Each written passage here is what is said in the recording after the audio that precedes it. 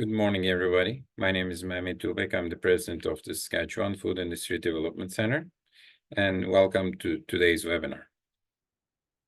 Today, our webinar will be about understanding Canada's front of packaging nutrition symbol.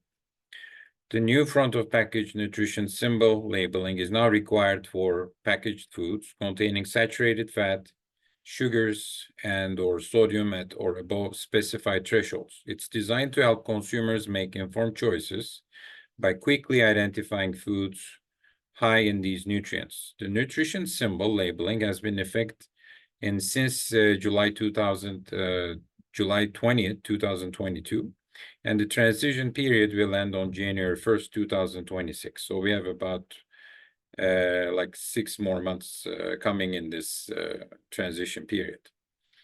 In this webinar, the Food Center will provide insight into the key elements of the front of the package nutrition symbol labeling and what it means for the food manufacturers. And our speaker today is Dr. Anula Pereira.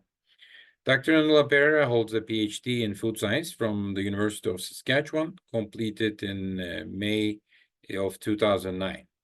Dr. Pereira continued her research as a postdoctoral fellow until April 2010 before joining the Food Center, where she has become an integral part of its expertise and innovation. Before her doctoral studies, Dr. Pereira earned a Bachelor's of Science in Agriculture and Master of Science in Food Science and Technology from the University of Peradeniya and University of Sri Jayewardenepura in Sri Lanka, respectively, achieving academic excellence. With extensive professional training, she has gained deep expertise in industrial standardization, quality management, HACCP, food safety assurance, environmental management, and systems auditing. Over the past decade, she has been dedicated to supporting Canada's food industry through her knowledge and experience. And with that, I'd like to leave the floor to Dr. Pereira, and thank you.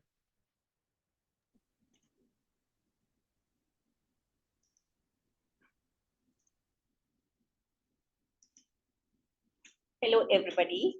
Can you hear me? Yes, very well. Thank you. Thank you, Ahmed. Hello, everybody. So this is our, I welcome you again. I welcome you again to our seminar on Canada's front of package nutrition symbol labeling. And I'm really happy to have an enthusiastic crowd coming from different parts of Canada as well as from different countries. So I know it is very important at this moment because we are in a moment to introduce, rather it has been already introduced to implement fully the front of package nutrition symbol labeling. Even before going into the, excuse me, even before going into the details of the topic, I would like to tell you, like this presentation, say 45 minutes, around 45 minutes, will tell you some of the background essential information that you ought to know about the nutrition symbol labeling. But this label is wide and deep. This regulation is wide and deep and require lots of information for you to know before you label your product. Like how to design the label is very intricate. So because of that, I would advise you to read the food regulation. I have given here the links. And also, there is a beautiful document prepared by Health Canada, Front of Package Nutrition Symbol Labeling Guide for Industry. It gives you lots of examples, explain you how this symbol can be used for different products in different scenarios. So please read that. And also, the other two documents are actually part of the regulation. The Directory of Nutrition Symbol Specifications, it gives you dimensions of the symbol for each package, depending on the package size, and also nutrition symbol formats. So I would emphasize that you have to take a look at these regulations and the documents. What is the purpose of the regulation? Why all of a sudden there is a nutrition symbol labeling regulation? I want to tell you, this is not anything new to the world. This concept has been there in the world for about 20 years, specifically in Latin American countries. A couple of countries introduced regulations for front of package symbol labeling, and also in Europe, there are certain countries, they introduce labeling on voluntary basis. Now Canada introduces it for the reason to support. It's a very good intention to improve health and nutrition of Canadians. And you may be here as a manufacturer, or we are representing industry, both you and me. But when you leave the office, you go out, walk out, we are all consumers. So it's important for you and me and everybody else to have good nutrition and assure we are in good health. The very reason, I don't have to tell you, sugar, you know that very well, sugar, saturated fat, and sodium, excessive consumption, I have to say that because like you need sugar, you need saturated fat, you need sodium in your diet every day, but if you consume excess of any of these things can lead to life-threatening diseases like stroke, obesity, heart diseases, diabetes, blood pressure, and even some cancers are linked to these three, one of these three nutrients. We discussed a little bit more details, background information about the regulation before even going into the depth of the heart of the topic. Mehmet mentioned it came into effect in July 2022. That's correct. This particular FOP thing, all the information required for that came into introduced in July 2022. But this FOP symboling, front of package symboling, is only part of the regulation amendments. Health Canada introduced a couple of other amendments to food regulations, but our focus today is the front of package labeling symbol. If we have time at the end of the webinar during the Q&A session, we might just tell you what the other things are. But the regulation amendments were introduced in July, that is 2022, 3 years before, in advance, earlier. So deadline for compliance, final date for compliance is January 1st, 2026. Everybody must comply with all the requirements, all the amendments must be implemented by January 1st, 2026. So the other things are, the first one, if in red, front of package nutrition symbol. Then the other things are nutrient content claims, certain claims, requirements have been changed. Then the labeling of high intensity sweeteners, that is changed. Some modifications introduced, and also vitamin D fortification of milk.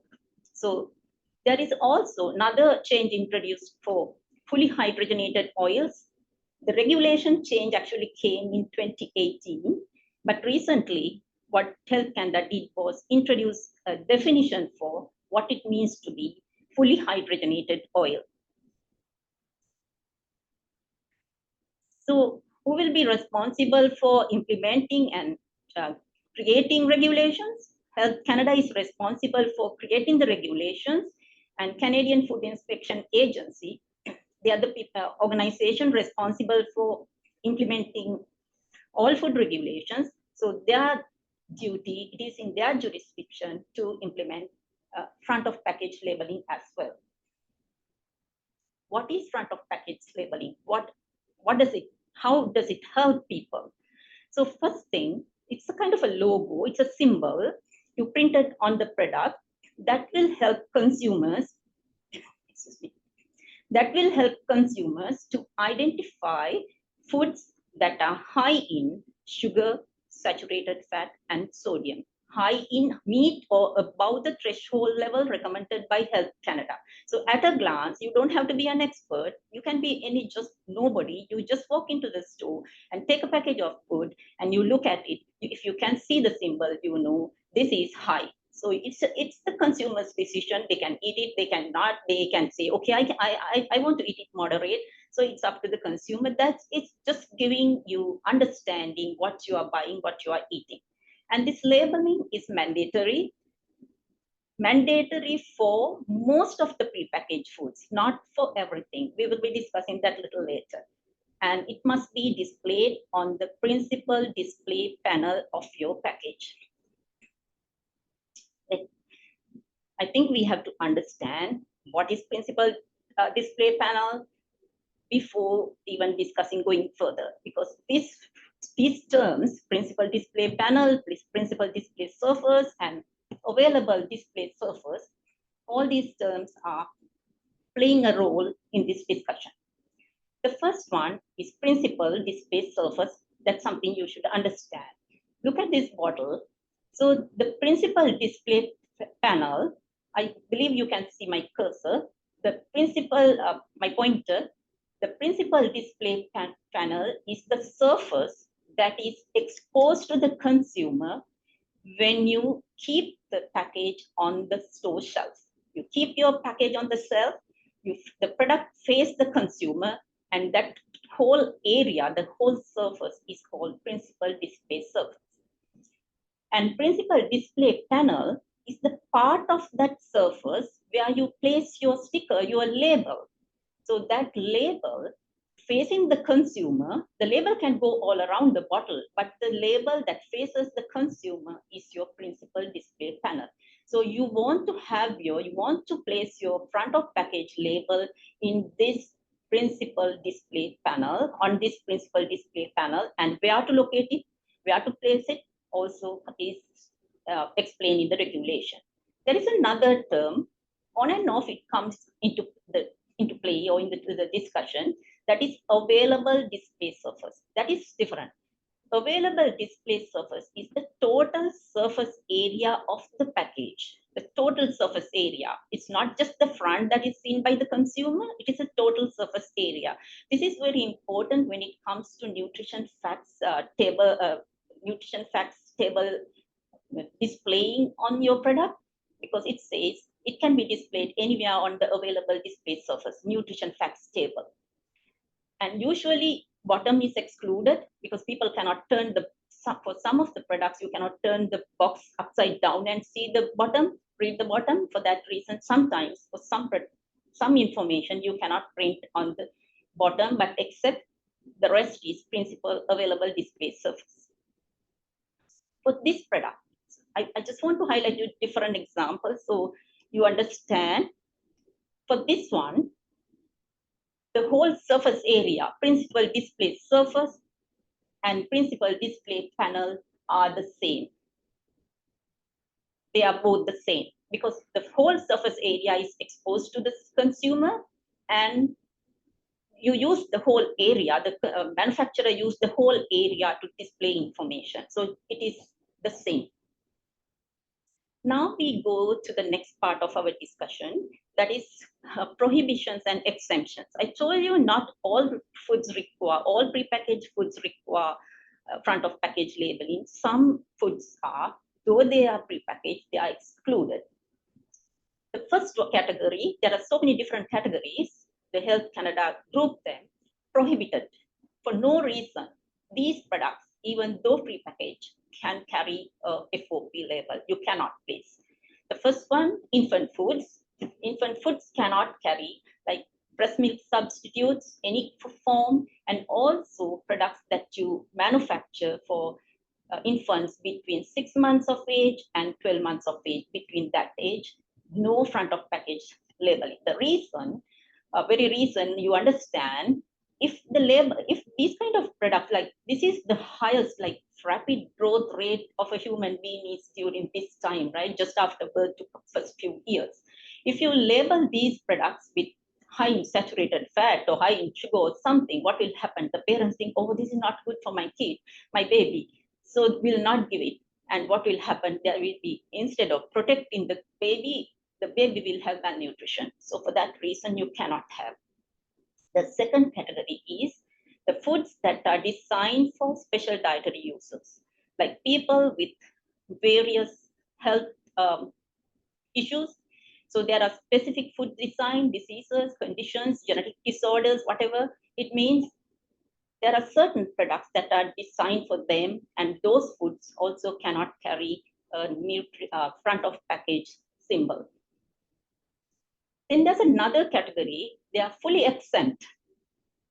Even though they exceed the threshold set by Health Canada, still you cannot label them. The first one is shipping containers. Suppose, for example, you produce pizzas, frozen pizzas, and you pack 10 of them in box. The pizzas are high in saturated fat and salt, but they are in a container just for transportation. that transportation container does not require having FOP symbol. And also products with very small display surface. Now you remember what we discussed, that principal display surface is the area facing the consumer when you keep it on the shelf. So if that area is smaller than 15 square centimeters, you cannot have, you must not have a FOP symbol printed on it. And also restaurant foods and special foods served at like institutions, say hospitals or correction centers, that sort of places. And also all the sweeteners are excluded, say sugar, maple syrup, your honey, those are sweeteners. If you sell them as a sweetener, then the product is not required to have a label, FOP label. Then also ingredients. The same product can be ingredients in one situation, can be a consumer product in other situation. Say, take for an example, say something high in saturated fat or salt, soya sauce. Soya sauce is high in salt. If you sell soya sauce as a retail product in the market, then you have to have, I'm pretty sure that product is high in sodium and you have to have sodium front of package label. But if you sell it as an ingredient for some other manufacturer to use it in their products, then you don't have to. Also, cows and goat milk and cream in refillable containers, you don't have to. So you might wonder why milk is not excluded, but refillable containers are excluded. Actually, milk also is excluded, but under a different category, not in this category.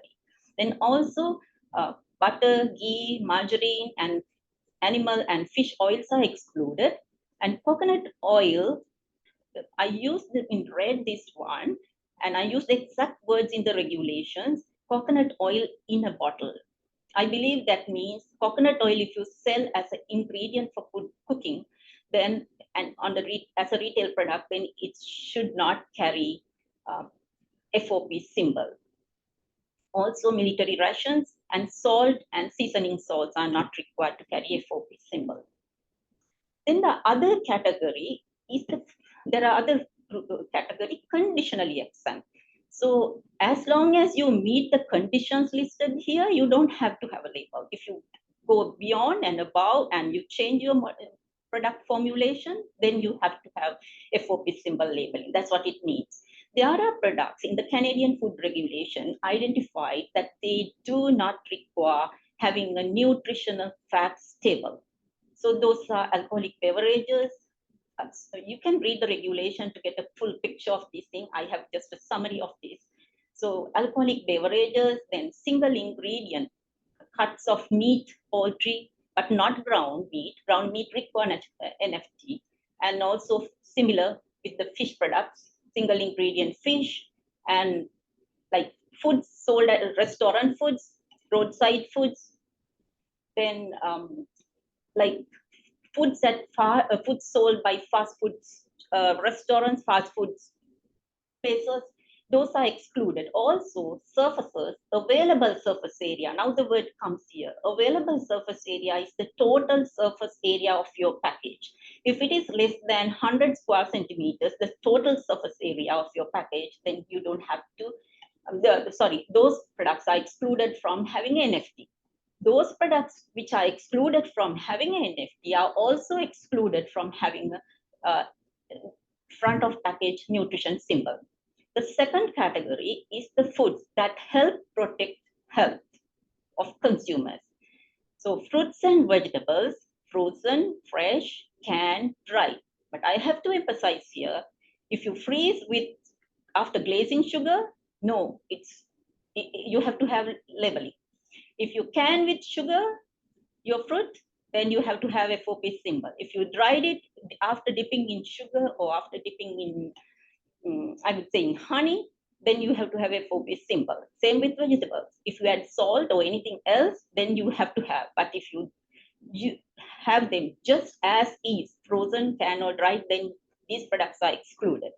Also, liquid milk and powdered milk from any animal, cows or goats or any other, excluded. Eggs, same with eggs, fresh, liquid, dried, or other forms, but without adding anything. I want to emphasize that if you add anything, then that's why it is conditionally exempt. See, then you have to. Then also with the nuts, butters, less than 30% saturated fat from the total fat, and vegetable oil, same here, except coconut oil. So coconut oil does not belong to this category because this is the nutrient specific exemption. These food help protect health. So coconut oil is high in saturated fat, and there are so many other oils. It doesn't help improve health of consumers. For that reason, it's not belongs to this category, but it belongs to a different category. So check the regulations. My warning to you, if you think your product is not, it doesn't require, just go and read the regulations. As long immediately after adding something else to the product, your product might qualify for FOP labeling. There's another category that's conditionally exempt from labeling. That is the nutrient-specific exemption. Foods that are important sources of calcium. Dairy cheeses, dairy yogurt, kefir, buttermilk. Not plant-based yogurts, not plant-based cheeses, only dairy cheeses. And also, not any dairy cheese is excluded, only those that can give 10% or 15% of the daily value of calcium per serving. So I use the range here 10 to 15 for the reason I want to simplify this presentation. For certain products, it is 10%. For certain products, it is 15% of daily value. Is the regulation to know which is which. I use, here is a, excuse me, give me a moment. Here is an example of a kefir. So this helps you to understand whether you qualify, whether you require FOP labeling or not. This first one, for the ingredients are pasteurized cow's milk and your bacterial culture and lactase enzyme. There's nothing else. These are essential ingredients to make kefir. So this product does not require FOP labeling. That's why I put a green right mark here. But go to the second ingredient list. It has skim milk, pasteurized skim milk, then it's a fruit preparation. It carries sugar, blueberry, curry, then natural flavors, pectin, so many different things, plus your bacterial culture. The problem here, sugar is added. Even blueberry puree in this form is not accepted for an exemption. If you have added, if it is practical, if you have added dried fruit, or if you have added frozen fruit, this kefir, it still can maintain its exemption. But as long as you add sugar and sugar-containing ingredients, it disqualifies. So it has to have FOP labeling. Now we go into the heart of our discussion, how the compliance. What is the basis of calculating nutrient thresholds for FOP symbols? I will explain you the thresholds a little later. First, we try to understand the terms used here. So Health Canada introduced levels, the maximum amount that is above that maximum amount, equals to above that amount, FOP symbol labeling is required. But that the basis for calculation is percentage daily value. So even before you understand what is percentage daily value, you should know what is daily value. Then we go and understand what is percentage daily value. And percentage daily value, if you take the nutrition facts table of Canada appearing on any retail product, you will see percentage daily values are given in front of each nutrient. Sugar, this is this much of percentage saturated fat. Then for even for vitamins and minerals, the daily values are given. So yeah, I will explain you the rest later on. But for our discussion, for the FOP symbol labeling, what is required is percentage daily value of sugar, saturated fat, and sodium. We are not interested about other nutrients. So what is daily value? Daily value is the amount of nutrient. When you say nutrient, it can be, we take these ones, sugar, saturated fat, and sodium, or even it can be fiber or any other vitamin or mineral as well. So amount of a nutrient that a person of a specific age group can consume. That's the optimum. The right word is optimum. The optimum amount of a nutrient that a person of a specific age group can consume in a given day for good nutrition. So the value, the daily value is recommended by Health Canada. So this amount can be used, can be consumed daily by a person. That's accepted. So what is the percentage daily value then? Now you have a food product in your hand, or you are a manufacturer of a food product. So your product, you recommend, or the label says, this is the serving size of the food. So 100 grams is the serving size of the food. And that 100 gram carries, say, for example, 5 grams of saturated fat. So that 5 grams is presented as a percentage of that optimum amount of that nutrient that can be consumed in a day, and presented as a multiplied by 100, that's the percentage. So amount of a nutrient present in a particular food divided by the daily value, that the optimum amount grams of that or milligrams of that nutrient can be consumed, multiplied by 100. I hope you understand. This is the Health Canada recommended list of daily values. The list is a little bit longer. I just picked the ones important for our discussion. So it has two sets of data, information. If you are a manufacturer of products for children above 1 year of age, but less than 4 years, then these are the amounts, daily values, the optimum amount of these nutrients, for these nutrients. And if you're making products for general, for anybody above 1 year, and for adults, these are the maximum or the optimum amount of nutrients that can be consumed. For saturated fat and trans fatty acids, they are one category. The optimum amount is 20 grams. For sugars, optimum amount is 100 grams. Sodium, optimum amount is 2300 milligrams. The reason these nutrients are focused for nutrition symbol labeling is, as I have explained to you already, excessive consumption of these nutrients it's not healthy, can lead to bad consequences. Now there's another table. This is the threshold recommended by Health Canada. So we first consider the left side of the table. So all the foods, all prepackaged retail foods in the market are divided into three categories. Health Canada divided them into three categories. The first category is the reference amount greater than 30 grams or 30 ml. Another new term, reference amount. What is reference amount? Like daily value, that's for the nutrient. Now here for the food, Health Canada has identified the optimum amount of a prepackaged food item that can be consumed by a person in a given day without any trouble. So that's it's in the law, it's in the regulation. So we developed nutrition facts tables using these reference values recommended by Health Canada. So if your product has a Health Canada recommended reference amount is greater than 30 grams or 30 milliliters, this is one category. If your product belongs to that category, your threshold for saturated fat, sugars, or sodium is 15% of daily value. Suppose your product is more than 30 grams, say 100 grams, and when you calculate percentage daily value, we learn it later. If it is your percentage daily value of saturated fat is equals to greater than 15% of daily value, then it requires FOB labeling.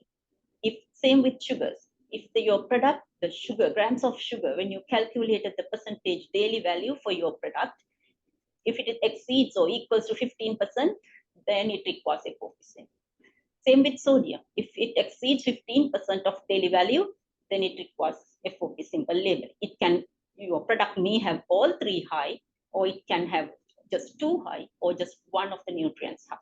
The second category is smaller packages equals to or less than 30 grams or 30 milliliters. So those products threshold is 10% of the daily value. They can have equals to or about, if they carry equals to or about 10% of any of these nutrients, then it requires FOP symbol labeling. The last category is main dishes like frozen dinners or pizzas, prepackaged pizza. That's like a kind of main dishes. So the reference amount is equals to or greater than 200 grams, and that those products can carry, or rather, if those products contain 30% equals to about 30% of the daily value of saturated fat, sugars, or sodium, then it requires FOP labeling. And in the main dishes are designed for children, like 4 years or less than 4 years, then it is 107. You calculate your RA is 170 grams. So now again, there's another thing I want to emphasize. That is, when you calculate percentage daily value, this is a little bit different from nutrition facts table calculation. FOP symbol daily value calculation is a little bit different from your nutrition facts table daily value. That I want to emphasize. The regulation requires for you to calculate a percentage daily value using serving size or reference amount, whichever is greater. So like for nutrition facts label, always we use to calculate percentage daily value using serving size. That means the actual weight of one serving declared on your NFT. For example, for cupcakes, reference amount Health Canada recommended optimum amount is 80 grams. But for practical reasons, for whatever the reasons, your product, suppose you are a bakery, you manufacture prepackaged cupcakes, and it is 90 grams. So now it is above the recommended reference amount. Then in this situation, you have to use 90 grams for your calculation. If it is, suppose it is 80 grams, but still your product is only 70 grams, it's less than that, then you cannot use 70 grams for your calculation. Instead, you have to use 80 grams. So serving size or reference amount, whichever is greater, must be used for your calculation. So this is the calculation. Percentage, how to calculate the percentage daily value for saturated fat. Amount of the grams of saturated fat in the reference amount or serving size, whichever is greater, divided by daily value for saturated and trans fat, the combination, multiplied by 100. For this example, this is a burger, say hypothetical burger.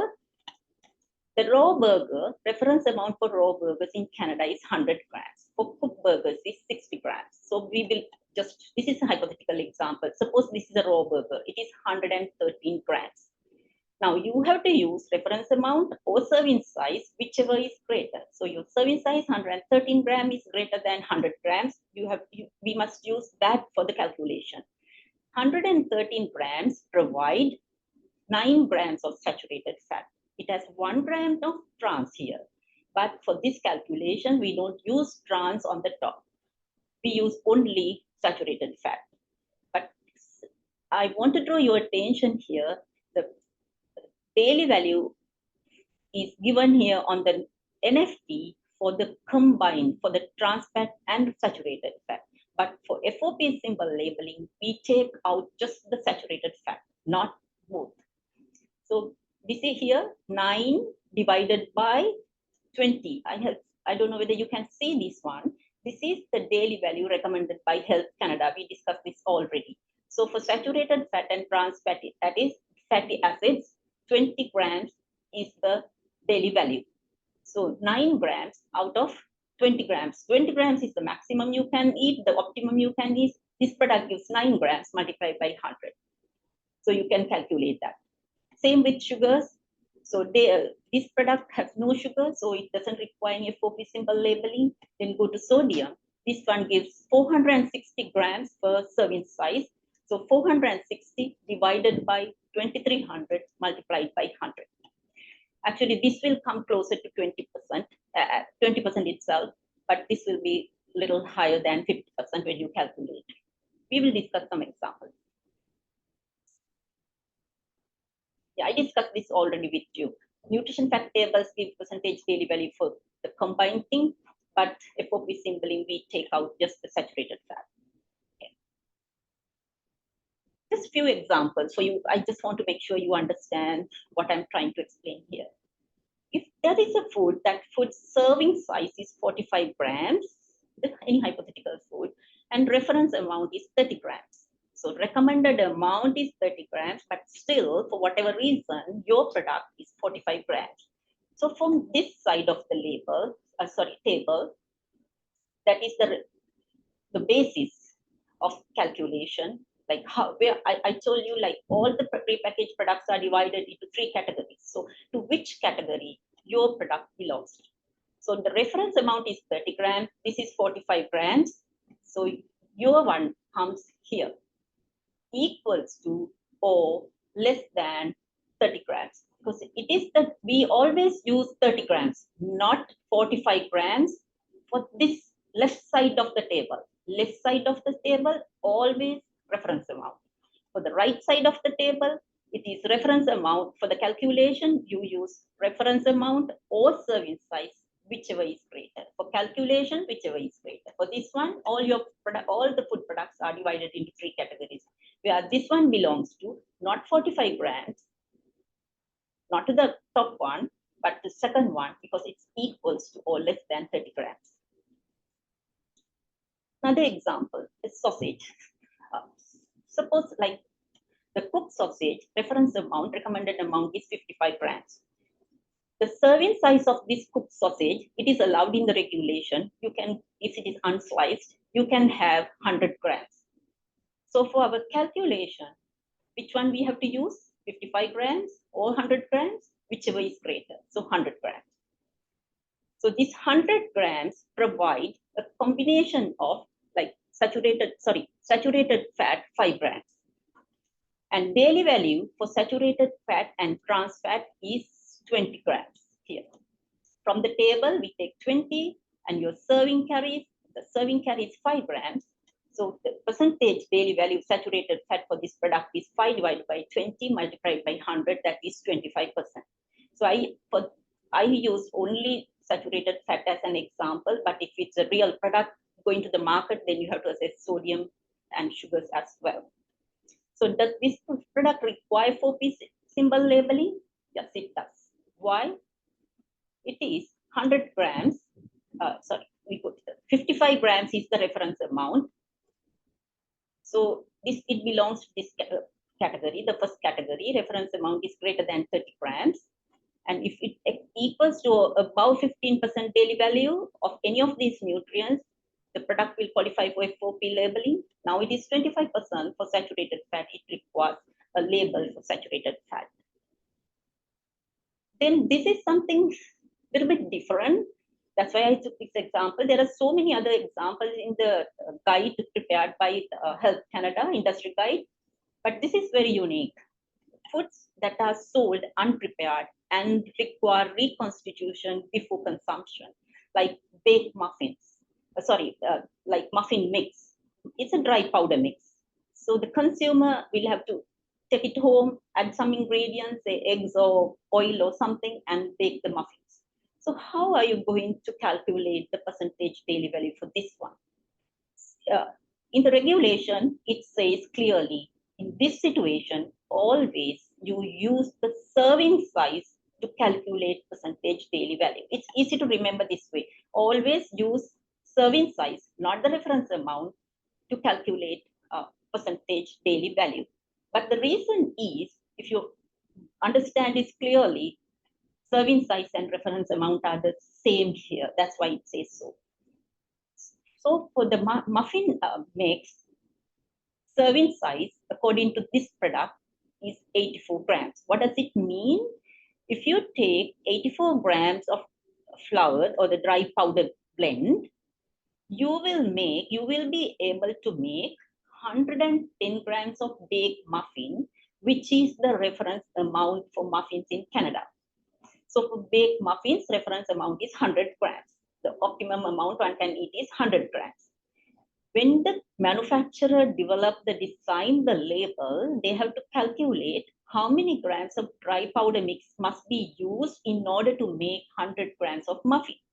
So this company, they identify 84 grams. So when you use 84 grams and add oil or eggs or whatever as instructed in the on the label, so end up with 110 grams of muffin. That's why it says so. So how to calculate? So this product gives 33 grams of sugar. What is the daily value for sugars? 100 grams. So 33 divided by 100 multiplied by 100 is 33%. Does it require 4P symbol labeling? Yes, it does. Because 110 grams is the serving size, reference amount, and it's here. It's not a main dish, but it's about 30 grams. If it exceeds 30%, equals to exceed 30%, it requires, yes, it did exceed 33%, now it requires a 4P symbol labeling for sugars. Now the symbol presentation, that is also lots of detail there. You have to, if you are a manufacturer in Canada or like selling products to Canada, Canadian retail market, then you have to read the regulation to get the details of this thing. We discussed already, a 4P symbol must be placed on the principal display panel. There are exclusions on very specific circumstances when your principal display panel area is not sufficient to place it. It gives provisions to place it elsewhere on the principal display surface, but generally it's there. It has to be on the principal display panel. And almost always in black and white, you cannot use background colors, you cannot use any colors, black and white, even with the margin around it, very clear buffer area around it. And the area, the buffer area, details, everything is given in the regulation. An FOP symbol can be printed on the label itself, or you can place it as a sticker, but make sure your sticker adheres properly onto the product. Also, it must be displayed in both English and French. Canada is bilingual country. All your labels, nutrition information must come in both languages. So this label is bilingual, as you see here. It is bilingual. But there are provisions to use two separate unilingual labels, one in French, one in English. For example, like you might have seen these products in the market, like breakfast cereal boxes. They are big. So the manufacturer use one side of the box. So these products have two different principal display surfaces. One side only French, one side only English. If you have that type of product package, you can have French label on the French side and English label, FOP label on the English side. And also one unilingual label. This is very unique to very specific situation, but I thought I should say that one unilingual label, either French or English only, can be used in areas in something where 90% or more than 90% of people living that locality speak only one of the official languages. 90% or more than 90% people in the locality speak one of the official languages, like in small towns. Health Canada has designed 78 different FOP symbol formats, and each one has its own ID. But that doesn't mean we can use whatever we like. It is very clearly guided by the regulation. So they come in different formats: unilingual, English horizontal, English and French horizontal separate, English only, French only horizontal. Then unilingual vertical, English only vertical, French only vertical. And then bilingual horizontal and bilingual vertical. These are few examples for you to see: unilingual horizontal, then bilingual horizontal, then vertical, unilingual vertical. And if you go to the regulation, all these are, all 78 labels, symbols are given there.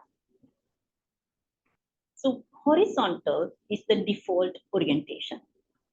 Unless specified, unless you meet the criteria to use the vertical one, almost always it is horizontal. Horizontal French or horizontal English, if it is a unilingual one. If it's bilingual, still bilingual horizontal. Vertical format can be used if your principal display surface is smaller than 450 square centimeters.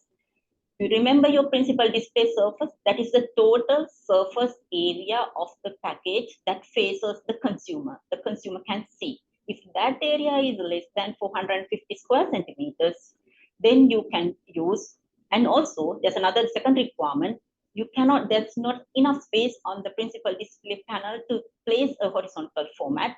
In that situation, you can use 2 unilingual vertical labels or 1 bilingual vertical label. From where to find, like, next question in your mind, I know even some people have already asked me this question, like, oh, I think it is going to, this FOP symbol is going to cover my whole front of package area and there won't be any space for other information. It is not so. So Health Canada has identified exact dimensions for your FOP symbol, exact dimension depending on the principal display surface area. I picked just one example to show you. There are 3, when you go to the Google and find Directory of Nutrition Symbol Specifications Canada, and then you will find there are several tables for each category, bilingual horizontal, bilingual vertical, like that. And for example, I picked this one.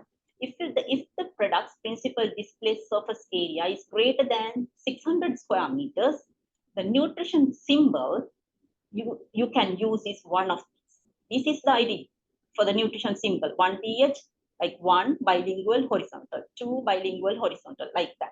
So you must use one of these labels. You cannot use anything else as you like. And its dimensions are here: 6.29 centimeters width and 3.3 centimeters height. And its buffer zone is specified. Letter height is specified. All is very intricate. So because of that, you will need a label designer to get it done properly. And these are the examples here. I picked the 1 BH to 7 BH and placed them here for you to understand. So they come in all different formats, all 3 nutrients, just 2 nutrients, just only 1 nutrient, whichever that applies to your product. Look at this example, this bottle. So this bottle's principal display surface, that the total area is equal to 100, example is a hypothetical, 160 centimeters squared. So which label do you want to use? If your horizontal label cannot be placed here, it's too big. It goes outside, like when you paste it, it is outside the principal display panel. So this is wrong. You don't place like this. It has to be within the principal display panel. For that, you need a vertical label. And your surface area is 160 square centimeters. So it's greater than 100 square centimeters, but less than 250 square centimeters, where it belongs. So you have to select one of these labels. Again, I selected 6 BV because I assume it has only sugar, which is high above the FOP symbol thresholds. And PDP dimensions help identify the symbol orientation and location on PDP as well. So it's like your dimensions, principal display surface area dimension is very important to know because it helps you to identify the orientation, horizontal or vertical, and where to place it even on the label. So I again emphasize, please visit these 2 websites to get more information: Directory of Nutrition Symbol Specification and Nutrition Symbol Formats produced as part of the regulation. Now, where to place it on the front of PDP, principal display panel? If the height of the principal display panel for this product, so the whole surface area is the principal display panel, and the principal display surface are the same for this product. So for this type of a product, height is less than the width. It has to be placed on right half of the principal display panel. For other products, like height of the principal display panel is greater than the width, it should be on the upper 50% of the principal display panel. This is the location. Who can help you find more information? It is Health Canada. Health Canada has developed the regulation, designed the label formats, and they own it.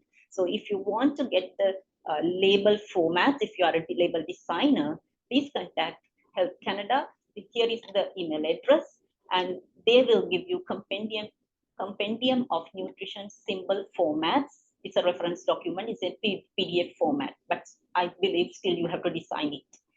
And always your email should carry this title, email title for them to understand that's a requisition.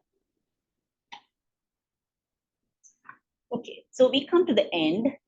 This is your take-home message. I prepare a little decision map for you. So the key points to remember, because I'm pretty sure you cannot remember everything.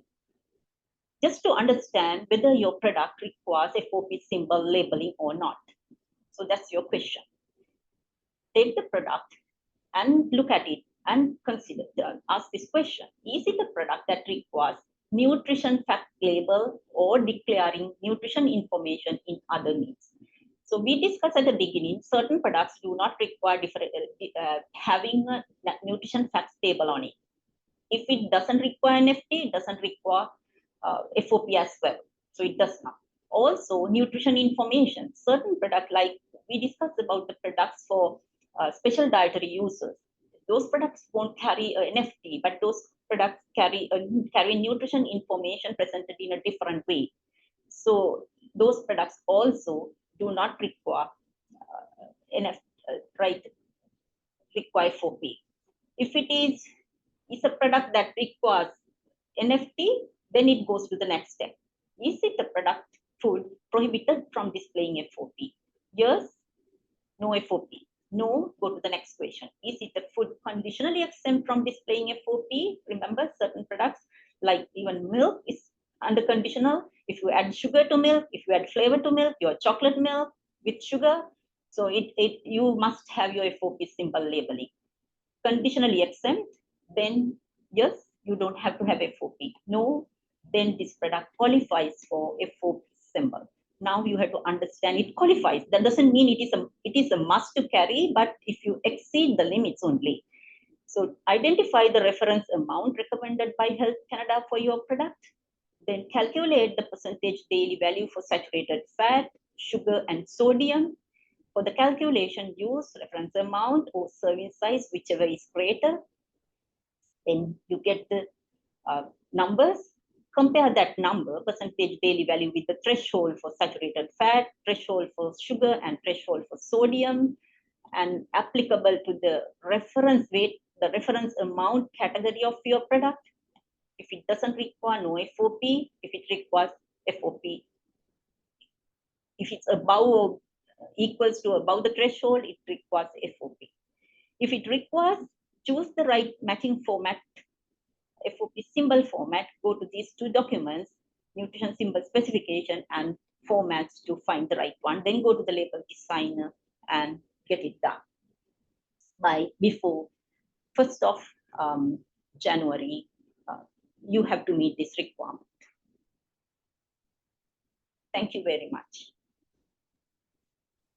Thanks very much, Anula. Really appreciate it. There's a lot of technical information to absorb, and I would like to let everybody know that our webinar will be available in our YouTube and our Food Center website, so you can go back and watch this again. I have a couple of questions, but I'll start with Kiran's question here. What about freeze-dried single fruit without adding anything? Like, what is the overall status of that product? Yeah, if it is freeze-dried fruit without adding anything, it doesn't require FOP symbol labeling. Even though it can be high, because fruits are high in natural sugars. No, you don't have to. It's excluded. It doesn't, okay, require anything. Good. And then what is the overall like a process, like what the Food Center can help with the process with these, Anula? Can you talk about like the Food Center services and what type of services we can help the companies here?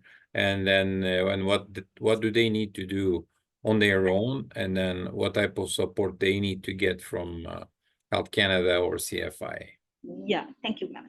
Yes, Food Center can help you in two different ways. Like if you come to Food Center, develop the nutrition facts table or bring your nutrition fact table and ask us to calculate and see whether your product qualifies for FOP symbol labeling, we can help you. We can help you to, I'm very clear here, we can help you to identify if your product requires FOP symbol labeling or not. But we are not label designers. You have to go to label designer to get it done. We can identify the right symbol for you, that's all. On the other hand, like, we have to be very honest, like there are certain products that cannot reformulate to reduce salt or saturated fat or sugar. Say jam, that is a requirement for sugar. It's a standardized product. So you cannot modify it. You can maybe a little bit reduce, but you cannot totally get rid of FOP symbol labeling. So those products, I would say you have to have the label, or even meat products, processed meat products high in salt. But there are other products which we can reformulate. If you want to say your product is very high in saturated fat or sugar or sodium, actually Food Center can help you reformulate. So we can assess your existing formulation and we can provide your advice. This is the way to reformulate and get it, I mean, if you want to get rid of FOP symbol labeling, that's the way. So we can guide, advise you. Also, we can reformulate we have a product development laboratory and we have experts working for us at the Food Center. So they are very good, very, very smart and having like decades of experience doing this. So they can help you reformulate if it is your intention. Okay. Thank you, Anoa. Well, one other question. How about preservatives used in Canada? Is there any lower limit which is not necessary to be mentioned or to be listed on the label? Preservatives, like preservative labeling, Canada has identified what preservatives are allowed to use in Canada. There are regulations. You can use any of these things.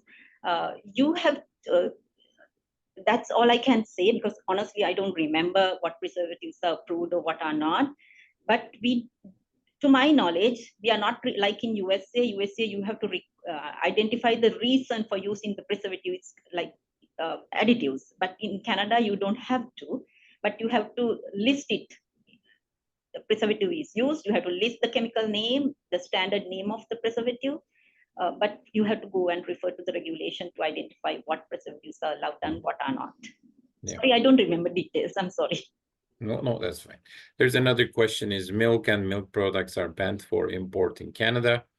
I don't think I can answer that. I don't think they are banned for import, but because of supply management and certain regulatory rules in Canada, these products, they can be imported to Canada with over 300 or 350 or 250% tariffs, with several different overall compliance that need to be supported. So those are some of the things it's important to check if you like to import any type of dairy product to Canada. So thank you so much. It's been almost like an hour. We started, and thank you everybody for joining. Again, the webinar will be available in a short time. It'll be recorded. It was recorded and it'll be available on the Food Center's YouTube channel as well as on our website. Thank you so much for joining, and thank you, Dr. Anoa Pereira, for the presentation. And we wish everybody a great day, a great week.